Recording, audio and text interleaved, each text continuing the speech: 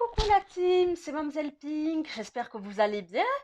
Je suis très heureuse de vous retrouver aujourd'hui pour une nouvelle vidéo qui s'intitule Le pouvoir du silence. Donc dans un premier temps, je vais vous lire sur mon téléphone deux citations que j'ai trouvées sur internet et ensuite nous allons rentrer dans le vif du sujet. Donc première citation. Le silence évite les querelles. Le silence rend l'adversaire stupide. Le silence écarte toutes sortes de condamnations. Le silence vous distingue. Le silence vous donne l'autorité et le pouvoir. Le silence vous conserve. Le silence est l'ami de l'humilité. Le silence ferme la porte à toute entité négative et tout onde négative. Le silence vous donne raison, le silence vous libère. Et deuxième citation que j'aime beaucoup, en cas de doute, choisissez toujours le silence. Il dérange, irrite, agace, mais surtout ne gaspille pas votre énergie et préserve votre image. Donc voilà pour ce qui est des citations. Donc maintenant, venons-en aux faits. Venons-en aux faits. Pardon, je bug un petit peu. Bon, c'est encore mes débuts sur YouTube. Donc, pardonnez-moi si parfois je bug. Bon, je vais faire de mon mieux pour parler clairement et avec fluidité. Donc, sachez que se taire dans certaines situations n'est pas une marque de faiblesse, mais plutôt d'intelligence. Tout ne mérite pas réaction. Avant de répondre, posez-vous la question, est-ce que cela en vaut-il vraiment la peine? Ensuite, le meilleur moment pour garder le silence, c'est lors de conflits dans le milieu professionnel, au niveau des relations amicales ou sentimentales. Bien souvent, lors d'un conflit, on a tendance à vouloir répondre tout de suite du tac au tac, ce qui amplifie le problème en créant un effet boule de neige. Et croyez-moi que dans ce genre de situation, vous allez y laisser beaucoup d'énergie, car bien évidemment, vous allez vous mettre en colère, ce qui aura un mauvais impact sur votre état physique et mental, car vous allez bouillonner de l'intérieur et finir par exploser comme une cocotte minute. Et après, ruminer des pensées négatives. Et pour couronner le tout, vous allez passer pour une furie aux yeux de l'autre. Mais, en plus, vous allez dévoiler à l'autre vos faiblesses et vos points faibles. Ce qui, finalement, salira votre image, vous fera perdre votre dignité, votre crédibilité, et puis l'autre verra vos failles et saura appuyer là où ça fait mal.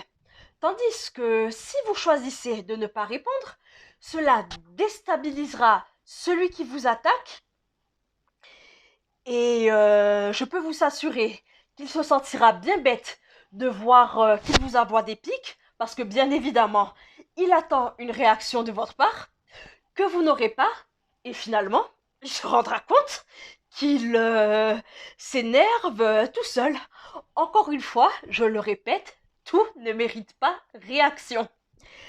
Après, attention, je ne dis pas qu'il faut se laisser marcher sur les pieds pour autant.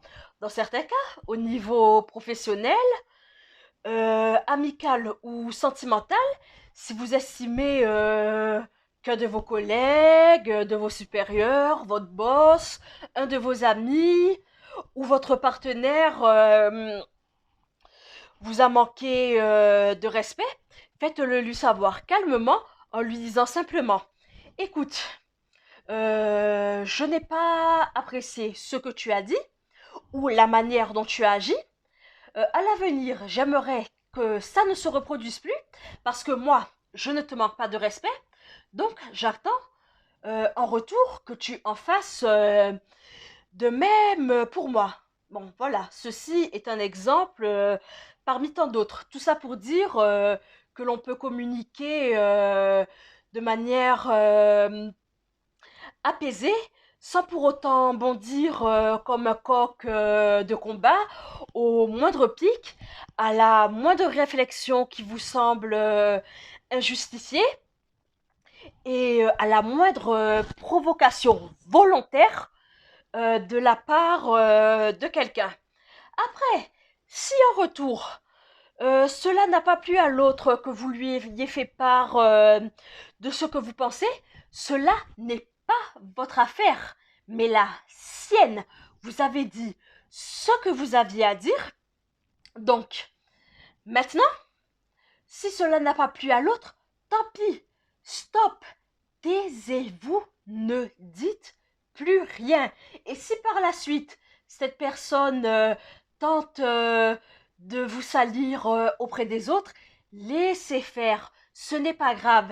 Et j'ai presque envie de dire, tant pis pour les autres qui sont assez bêtes pour croire au commérage et qui ne sont pas capables de se forger eux-mêmes leurs propres opinions.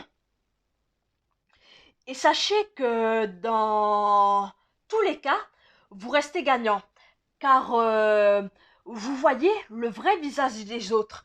Mais en tout cas, gardez la tête haute et restez fiers de qui vous êtes, car vous connaissez de votre valeur. Et laissez-moi répéter ça encore une fois. Oui, je sais, j'adore me répéter. L'opinion que les autres ont de vous n'est pas votre affaire. Voilà, ce n'est pas votre affaire, c'est la leur. Laissez-les avec leurs pensées. Ça ne vous regarde pas, ça ne change rien à votre vie de toute façon. Donc voilà, maintenant je vais vous raconter une petite anecdote. Donc il y a quelque temps, j'avais rencontré un jeune homme. Cependant, au bout de quelques rendez-vous, j'ai remarqué des choses dans ses manières de faire qui me déplaisaient énormément. Et je ne sentais pas cet homme fiable du tout. Du coup, je lui ai fait part de mon souhait de ne pas poursuivre la relation par rapport à toutes ces choses qui me dérangeaient. Et s'en est suivi une grosse engueulade où on s'est fait des reproches l'un et l'autre en voulant montrer par A plus B, lui de son côté, que c'était lui qui avait raison, moi de mon côté, que c'était moi qui avais raison. Donc en gros, chacun campait sur ses positions. Donc après, franchement, honnêtement, j'ai lâché l'affaire, car je me suis rendu compte que nos échanges étaient stériles et ne mèneraient à rien, vu que chacun campait sur ses positions. Et la morale que j'ai retenue de cette histoire, c'est qu'une fois que je lui avais fait part de mon envie de ne pas aller plus loin, j'aurais dû en rester là et arrêter de répondre. Car je peux vous dire que à la fin, et maintenant toujours, je me sens tellement stupide de lui avoir répondu et d'être rentrée dans son jeu, d'avoir gaspillé du temps et de l'énergie que j'aurais pu mettre ailleurs. Donc voilà, tout ça pour en conclure que parfois, il vaut mieux laisser son ego de côté. Je sais que c'est très difficile. Et garder son temps et son énergie pour des choses qui en valent vraiment la peine. Et je vais finir avec une dernière citation que j'aime beaucoup également. Ne laissez pas le comportement des autres détruire votre paix intérieure. Et voilà, ce sera tout pour aujourd'hui. Si cette vidéo vous a plu, n'hésitez pas à liker, à partager, à vous abonner et à activer la petite cloche pour manquer aucune de mes vidéos. Sur ce, la team, je vous fais des gros bisous et je vous dis à très bientôt pour de nouvelles vidéos. Prenez soin de vous.